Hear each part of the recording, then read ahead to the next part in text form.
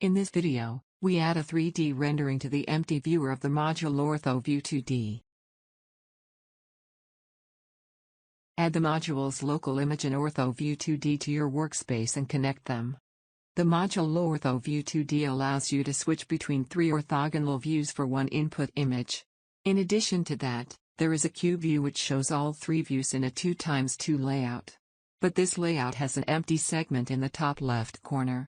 We want to add a 3D view of the image to this empty space. Add a View 3D module to your workspace and connect it to the local image. Hit space to see the hidden in and outputs of your modules. Connect this output to the OrthoView2D as seen in the video. Open the OrthoView2D and inspect your layout. The 3D rendering is visible but behind your 2D layout.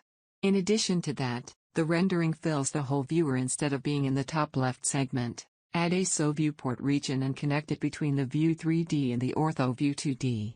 Now your 3D rendering is not filling the whole viewer but located in the bottom right corner. Open the panel of the SO viewport region. The module allows to define relative positions and the size of the connected input scene. In section X position and width, set left border to 0 and right border to 0.5. In section Y position and height, set lower border to 0 and upper border to 0.5. Also check Render Delayed Paths. The View 3D image is now rendered to the top left segment of the OrthoView2D. The problem is, we cannot rotate and pan the 3D object, because there is no camera interaction available after adding the SO viewport region. The camera interaction is consumed by the View 3D module before it can be used by the viewport. Add a SO camera interaction module between the View 3D and the SO viewport region. You can now interact with your 3D scene.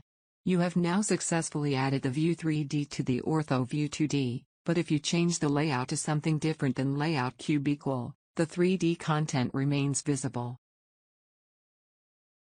We can use a string utils module to resolve that.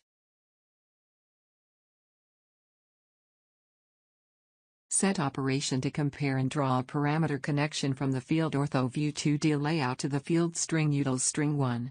The currently selected layout is displayed as string A. Enter layout cube equal as string B. Then, draw a parameter connection from the field string utils bool result to the field SO viewport region on.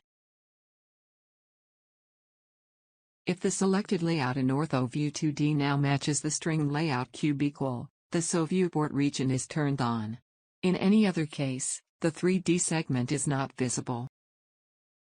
For further information, please have a look at www.MeVisLab.de.